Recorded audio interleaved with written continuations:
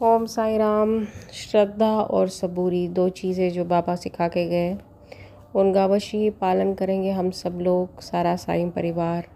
और जो साईं पथ पे चल रहा है, ये आप सब सुन लीजिए। सही भक्ति यही है कि आप साईं सच्चरित्र का पाठ अवश्य करिए अथवा सुनिए ज़रूर। इसीलिए इतनी सारी मेहनत आप सबके लिए की जाती है। यही है सच्ची साईं भक्ति, और इसके सिवा जो भी है सब कुछ है आडंबर। तो आप सुन लीजिए। तो कल थे हम अध्याय नंबर 29 पे। तो लास्ट इसकी कथा बची है श्री वामन नार्वेकर की।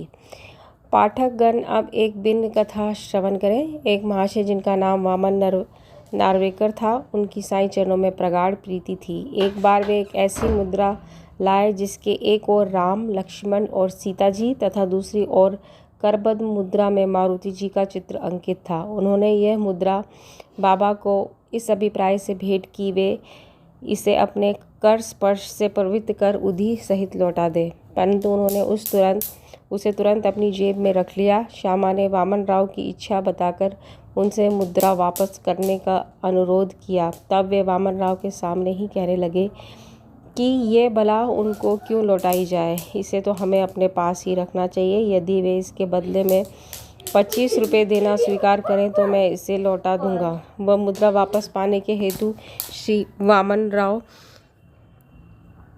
ने 25 रुपये एकत्रित कर उन्हें भेंट किए। तब बाबा कहने लगे कि इस मुद्रा का मूल्य तो 25 रुपये से कहीं अधिक है।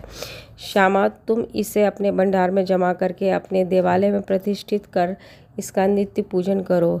किसी का साहस न था कि वे ये पूछ ले कि उन्होंने ऐसी नीति क्यों अपनाई। ये तो केवल बाबा ही जाने कि किसके लिए कब और क्या उपयुक्त है। तो बिल्कुल बाबा ही जानते हैं कब किसके लिए क्या चीज़ सही है। हम तो नहीं जानते, हर एक चीज़ की जिद कर बैठते हैं बाबा से, लेकिन बाबा ही जानते हैं कि हमारे लिए क्या सर्वोच्च है। तो आगे बढ़ते हैं, हम अध्याय नंबर 30 को आरंभ करते हैं। शिरडी को खींचे गए भक्त। इसमें आएगी कथा वणी के काका वैद्य की, खुशहाल चंद की और बम्बई के रामलाल पंजाबी की। तो जो बिना किसी कारण भक्तों पर स्नेह करने वाले दया के सागर हैं तथा निर्गुण होकर भी भक्तों के प्रेमवश ही जिन्होंने स्वेच्छापूर्वक मानव शरीर धारण किया है, जो ऐसे भक्त वत्सल है कि जिनके दर्शन मात्र से ही भवसागर के भय और समस्त कष्ट दूर हो जाते हैं, ऐसे श्री साईनाथ महाराज को हम नमन करें। भक्तों को आत्मदर्शन कराना ही संतों का प्रधान कार्य है। श्री साईं जो संत शिरोमणि हैं, उनका तो मुख्य ध्येय ही यही है। जो उनके श्री चरणों में की शरण में जाते हैं, उनके समस्त पाप नष्ट होकर निश्चित ही दिन प्रतिदिन प्रगति करते हैं। उनके श्री चरणों का स्मरण कर पवित्र स्थानों से भक्तगण शिरडी आते और उनके समीप बैठकर श्लोक पढ़कर गायत्री मंत्र का जाप किया करते थे। परंतु जो निर्बल तथा सर्व प्रकार से दीनहीन है और जो ये भी नहीं जानते कि भक्ति किसे कहते हैं, उनका तो केवल इतना ही विश्वास है कि अन्य सब लोग उन्हें असहाय छोड़कर उपेक्षा भले ही करते, परंतु अनाथों के नाथ और प्रभु श्री साईं राम मेरा कभी परित्याग न करेंगे। जिन पर वे कृपा करें उन्हें प्रचंड शक्ति, नित्य अनित्य में विवेक तथा ज्ञान सहज ही प्राप्त हो जाता है। वे अपने भक्तों की इच्छाएं जानकर उन्हें पूर्ण किया करते हैं, इसलिए भक्तों को मनोवांछित फल की प्राप्ति हो जाया करती है और वे सदा कृतज्ञ बने रहते हैं। हम उन्हें साष्टांग प्रणाम कर प्रार्थना करते हैं कि वे हमारी त्रुटियों की ओर ध्यान न देकर हमें समस्त कष्टों से बचा ले।